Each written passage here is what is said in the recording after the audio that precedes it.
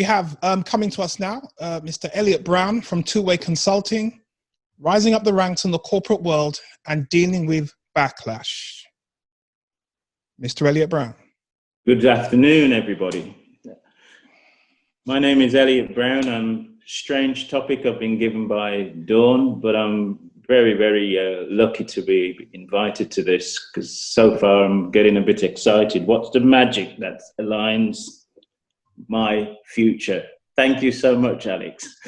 Wow. Listen, I'm going to not have any slides. I'm going to walk people through a career that has all sorts of ups and downs, but many of you may relate with it.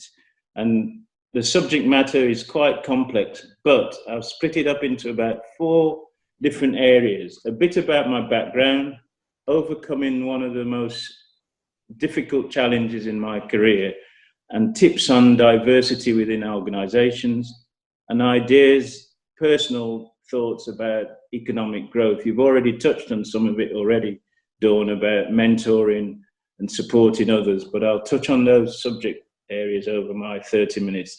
Please keep telling me if I'm running out of time, okay? To start with, I've got a background in medical microbiology. I started off life in the medical microbiology laboratory, and I've been head of pathology, divisional director in 2 teaching hospitals, a director of Two-Way Consulting, and director of Aurora Fertility Services.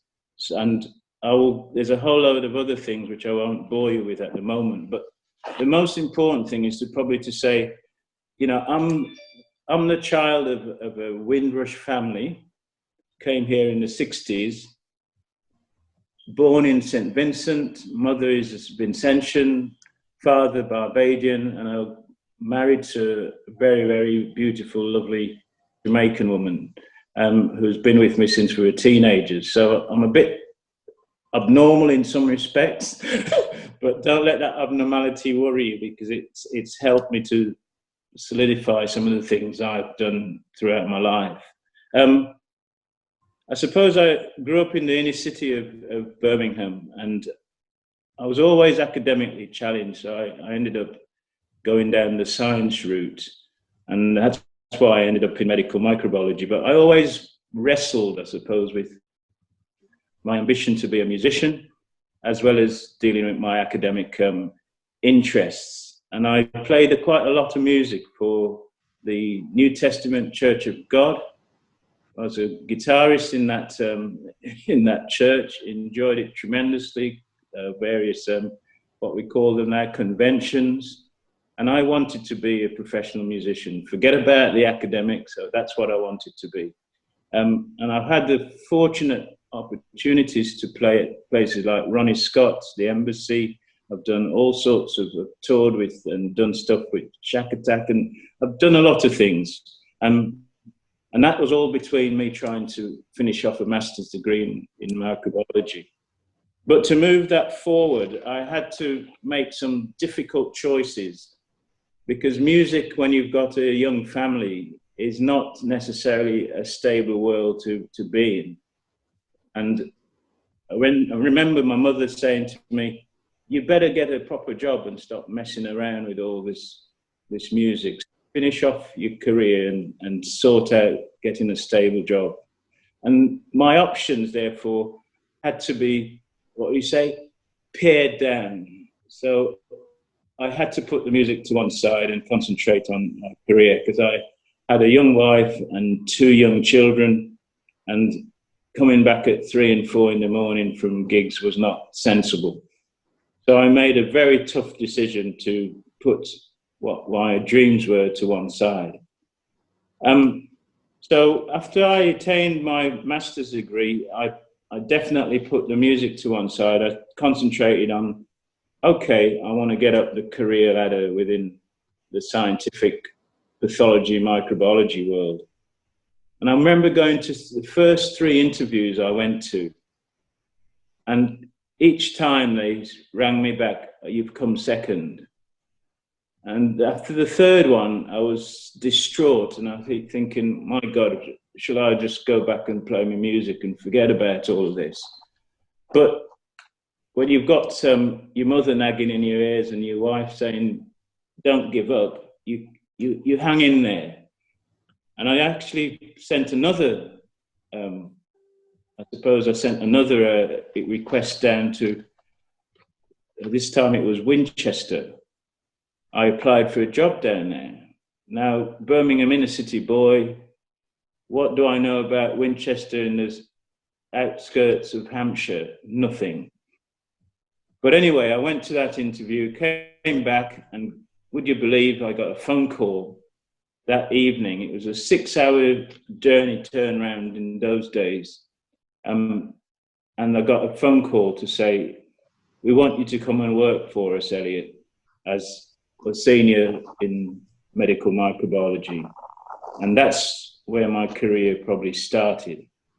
Interestingly, the individual who rang me up that night, having been numerous times, as I said, been rejected and having to deal with rejection, the individual who rang me up that night, I found out that he actually worked in Africa for many, many years. And he said to me, Elliot, I judge people on ability and character, not on colour or stereotype. And it's bizarre because here I was in a hospital that had hardly any black people at all. I was probably the only black guy in that main part of the hospital. It's a funny, this is in the 80s, latter part of the 80s. It's a funny place, Winchester, because it's almost protected from the rest of the world. Isolated, beautiful part of the world, but one black guy in a whole hospital. But anyway, one of the things I learned during that time was that you be yourself, you hold on to your principles, and you pursue your goals by dealing and treating people as you would like to be treated yourself. So I was in an interesting, outlandish place in the middle of the Hampshire countryside, and I was managing a laboratory with umpteen different scientists in there. And one of the fascinating options for me when you say climbing up the ladder was that I was given incredible open opportunities to learn, to develop. I was sent on various leadership courses. I was sent to Paddington to do a diploma in management. I was dealt with stuff on things like Prince project management. All this happened in an organisation that just encompassed development of individuals. And that probably was the most interesting thing that I experienced, where an organisation actually went out of its way to support you. Now, that is a nice story to tell to many people, but after about 2 or 3 years, I became the head of that department. And following another 2 years after that, I applied for a job out of Winchester, out of nowhere, and ended up in Manchester as head of pathology. I was in my early 30s by then. I was head of pathology, the youngest in the country, first black guy to ever hold that kind of position. So I had a baptism of fire in that particular role, because all the people who reported to me were probably 10 so many years older, and here I am, the only black guy around a situation, trying to manage multiple scientific individuals in various pathology departments, from microbiology to biochemistry to hematology to cytology to nuclear medicine, all those sort of departments surrounded by myself trying to make sense of it and manage it. Because as you go up the ladder, you move more and more away from the science and you become much more managerially focused. But I was in pathology, head of pathology, for about 2 years.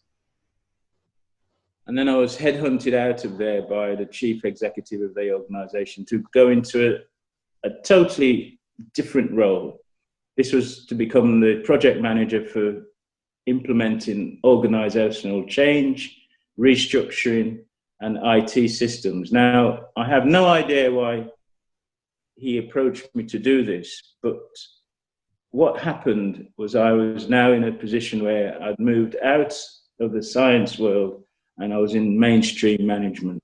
And again, bizarrely, some individual decided that I had the skill set, the personality to actually manage a massive change management program, restructuring the whole of the district hospital and its surrounding services and implementing IT systems. During that time, fascinatingly, I had a period of working with KPMG. I was part of the executive board, and I was learning stuff that I never ever imagined learn. But this time about broad scale managing of organizations rather than the minutiae of medical microbiology. And for some strange reason, when the time came for me to go back to pathology, I decided to stay in mainstream management. And I ended up going into a role as the manager of the surgical services.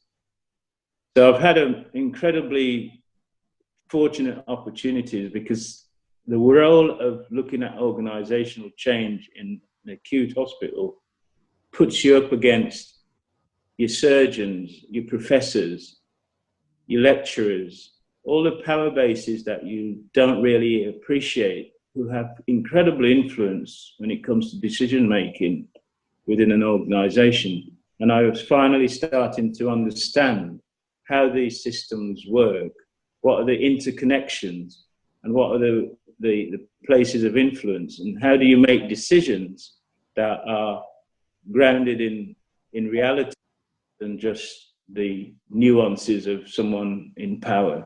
And that's been quite an incredible learning opportunity. During that time, I ended up thinking, well, I needed to go and sort out getting a proper business degree that would support my now bigger managerial role. So I've ended up doing a master's degree at Henley Management College, and part of that was on strategic alliances. So Alex, just to say to you, I'm very, very, what would you say, focused on issues of strategic alliances. This particular conference is an incredible indicator of how broad thinking can help. And I suppose my thesis on what we call them now, I would say networks and partnerships, etc., has basically forced me to think critically about how we interconnect and how we use our collective skills to help others and to drive other businesses. So I went from a microbiologist to a general manager. Bizarre, but that's the way it was. And I then ended up moving in to become a divisional director in a big teaching hospital on the outskirts of Manchester. That is, 2,500 people, £60 million budgets. I'm a black guy sat at the head of a table of all white surgeons and heads of divisions and whatever else, trying to make sense of the decisions and the policies that the government is throwing at you. I spent quite some time in two roles. One was in one side of I think it's the northern side of Manchester, Hope Hospital, and the other one was at the big central Manchester hospital in the centre part of Manchester. I was reporting at that time to the CEOs of those organisations, and then to the deputy CEO in the bigger organisation. And I'm gonna hold my chat there because I'd seen different aspects of racism through a number of my roles. For example, one of the roles of the divisional director, you understood how different the Browne, anybody who's come from the Indian caste system or understands that, Brahmins they see themselves as closer to God than anybody else within their cultural system. I experienced a Brahmin having no regard for his other colleague who happened to be Sri Lankan, and an even less regard for a black guy who happened to be his boss at the time. So I've seen the difference of how culture and racism starts to affect the way people behave towards one another. And when you're in a people organisation like the NHS, you start to pick up all the nuances of people and how they look at others and the stereotypes that they have. So I've been through a number of very quick areas of my career there, and I'm going to stop to say I've learned considerable amount of things around people management, but more importantly, I'm going to go to a section of my talk which focuses on, okay, you've gone up the ladder, you've got as far as you think you should be going. I wanted to be a chief executive. I had the academic background, I had the experience. I wanted to be a chief executive. I'd got to one step before that, and then the house came crashing down. So I'm going to walk you through what that really means. And before I do that, I'm going to just say to you, these are rising up the ranks. I'm going to just do some bullet points and say these are the things I feel are important in rising up the ranks before I talk about the glass ceiling. You need opportunity and you need a fair chance, because none of us get anywhere having not had, I suppose, disappointment and rejection. Rejection tells you and forces you to look deep at yourself and forces you to think about, okay, instead of giving up, I'm going to go again.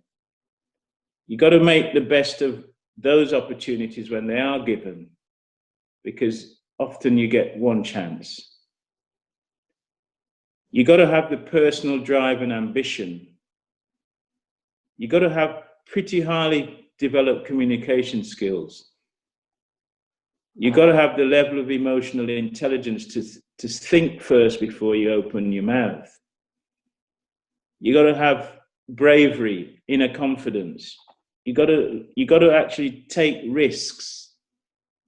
I went from a little nobody in Birmingham to go into Winchester, where I knew no one, and try to deal with all the anxiety that loneliness affords you. Fortunately, I had my wife and my 2 kids. So we've got to move out of our comfort zone and sometimes move out of the area in which you grew up, because you become just another part of that fabric and you don't get the chance to experience other things that are outside that fabric that you grew up in. I'm just giving you these things as a personal reflection. People might say, I don't agree with that, Elliot. That's your point. That's your view. But I'm giving you this as my view. The other thing is to hold on to who you are and make sure you have strong, supportive family, because there are times when things are seriously difficult and you have to have that support around you. Otherwise, you will go under. And I know people think, well, going up the ladder, you get a few breaks and so on, but there are tough things when you're managing, 2,000-3,000 people, and you've got all sorts of pressures of timetable and policy decisions, etc. You need someone you can talk to and let off steam and think about, well, how do I go about this? And my partner, my wife, for all those years has been probably the critical factor in keeping one's eyes straight ahead in terms of the things I wanted to achieve. Overcoming pitfalls. I'm a divisional director in a big teaching hospital. All of a sudden, I'm being challenged by a deputy chief executive. This individual clearly has a different view to everybody else of who I am, what I need to be. And her modus operandi was about control, bully, make sure you don't step outside your box. Now, difficult for someone who has actually gone through so many iterations to just be a nodding dog. It's very difficult for someone like myself. I ended up saying, well, I beg to differ. You're bullying me, you are undermining me, you're doing all the things that are not acceptable at this sort of level. What do? I take out a grievance. That grievance was the death wish for my career. I ended up going through one of the most horrific periods of my life. I knew at that time that my aspirations to be a chief executive had come to an end, and I took out that grievance and started the process of, as some people know, going on gardening leave, having to deal with all the pressures of wanting an NDA signed to be pushed out under some crazy sort of, made up views. And in this case, the issue was performance. So someone who'd been a high flyer, who'd been at the top of his game for many years, we started to go down the crazy road of performance. And I said, come on, let's start, not be silly. You've got other reasons for this. So my grievance went in, and would you believe that I ended up being dismissed from my Divisional Director post with a situation whereby I am now no job, no career aspirations, no opportunities for redress apart from going to the courts. So here we are now. This high flyer is now without a job. He's going to the job centre. A job be sitting, being interviewed by people you wouldn't even shortlist for any of the jobs you've dealt with in the past. But that's the long and short of it. I'm being interviewed by these individuals. No job that I would even consider. But more importantly, that it was jobs about office manager and things of that nature. So demeaning, unbelievable, emotional stress, anxiety, all the things that comes when you've been thrown right into no man's land. However, I continued with my pressure to get redress, and I carried on with my unions and ended up, it took 5 years of my time. So I left an organisation, and the reason for being dismissed was lack of trust and confidence. Now, anybody who has any idea about legalities, what does that mean? Loss of trust and confidence. So I'm now on the scrap heap trying to decide, what do I do? How do I deal with this? And to cut a long story short, 5 years of pressure from myself, my union colleague, who I engaged a union at this stage, and I had a scientific fellow who was the regional general manager of the union, and he said, you know what, Elliot, this is just ridiculously bizarre. I need to fight with you to resolve this. 5 years of the organisation pushing things backwards and forwards, delaying all the different meetings. So for 5 years, I ended up trying to make sense of my life, trying to find other ways of putting food on the table. So two-way consulting was born out of that period.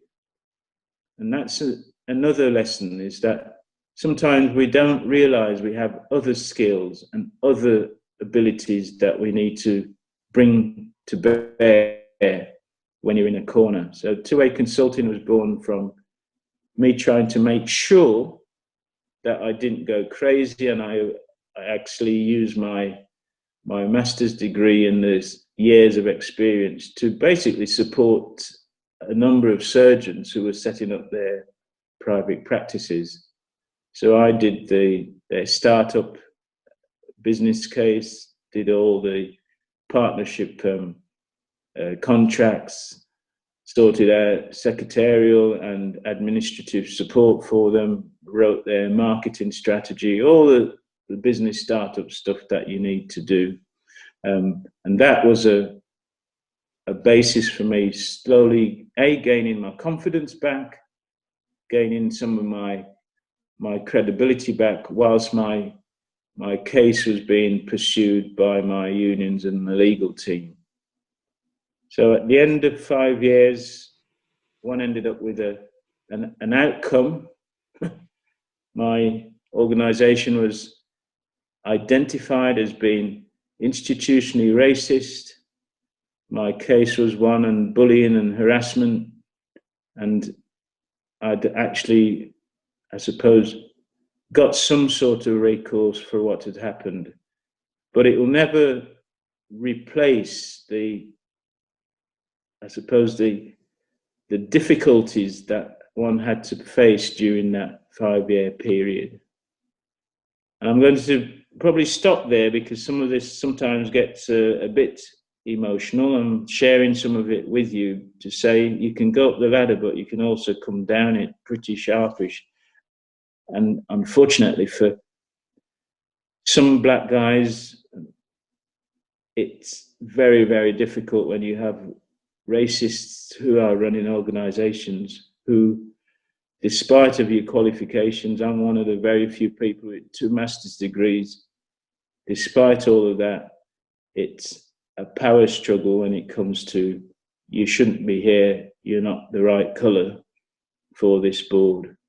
So I'm going to say to you, there's a lot of stuff that happens going up the corporate ladder, and you have to be pretty good at handling yourself in getting through some of the difficulties that are there. For me, it was career ending. For many others, they have to just keep their heads down and hope for the best and work in environments that are so oppressive that they do not enjoy their jobs. So I'm going to say to you, this is the list I will provide in terms of what are the issues that one learns when you go through challenges of that nature. You do go back again, you do need strong family support. Please don't depend on friends, because they all disappear, unfortunately, when the chips are down, when things become seriously difficult. Hold on to your principles and ensure the values of your Christian beliefs and faith stay pretty central to the decision makings that you have to come across. Remember, you have skills and competencies that you have not yet tapped into. And don't keep playing the victim, because that is exactly what is being orchestrated for you. Ensure you pay attention to detail, because fortunately, if I wasn't a microbiologist with attention to detail of all the things that happened, I would have ended up in a tribunal and been thrown away. I paid attention to detail. I had my PA basically copied my hard disk, made sure all my reports and all the things that were going on in my division, I had access to them on the hard disk that was copied for me.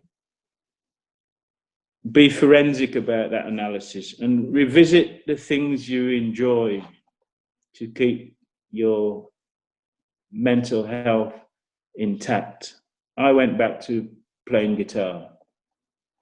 I went back to music and the things of my upbringing in my Church of God days. And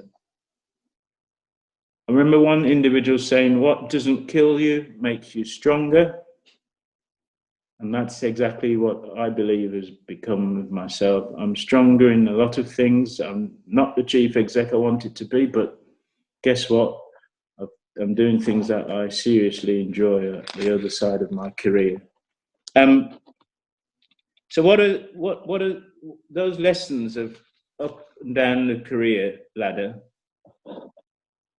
I've got a few things for companies about diversity. Many companies I deal with and know of, because as a management consultant, you see all sorts of things now. Companies write the fancy things about, okay, I need to be serious about having a diverse workforce, and all the nice sound bites that you get. As far as I'm concerned, none of that has any credibility if it can't be demonstrated in what those companies are doing. It's been demonstrated by numerous studies, as we know, that embracing diverse workforces makes business stronger. But that's not always the way it's viewed by the directors at the top of these organizations. And in my view, there's no way you can have a proper diverse workforce if the executive directors and board level people don't own it and actually live it. And we need to therefore understand issues of what does unconscious bias means, what does privilege means, and how do we make sure executives are uncomfortable when they try to undermine others from different cultures, different backgrounds, whose colour is different to themselves. We've got to make them uncomfortable because they've got to be able to foster innovation and root out policies and behaviours that are acting as barriers. We've got to challenge our basis on how we shortlist candidates, how we don't pick on individuals because sometimes of petty jealousy. How do we create truly inclusive workforce? Ensure there's external ethnicity assessors on the recruitment panels. We need to ask the tough questions of what might not be working, where people can talk without judgment or attack. We've got to challenge the stereotypes and the way things are done to create a fair workplace. We've got to examine privilege. And we've got to recognize what privilege is so that we can recognize those who can't access it.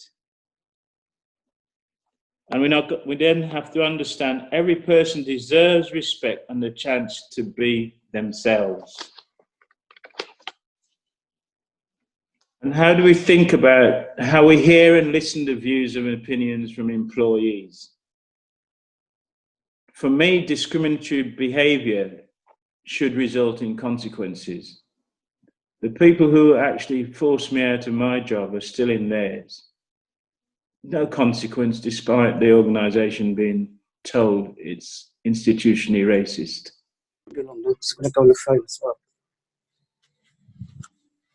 So I believe that, to be clear, that instances of racist behaviour in CEOs or whoever is not tolerated, and we don't just sit and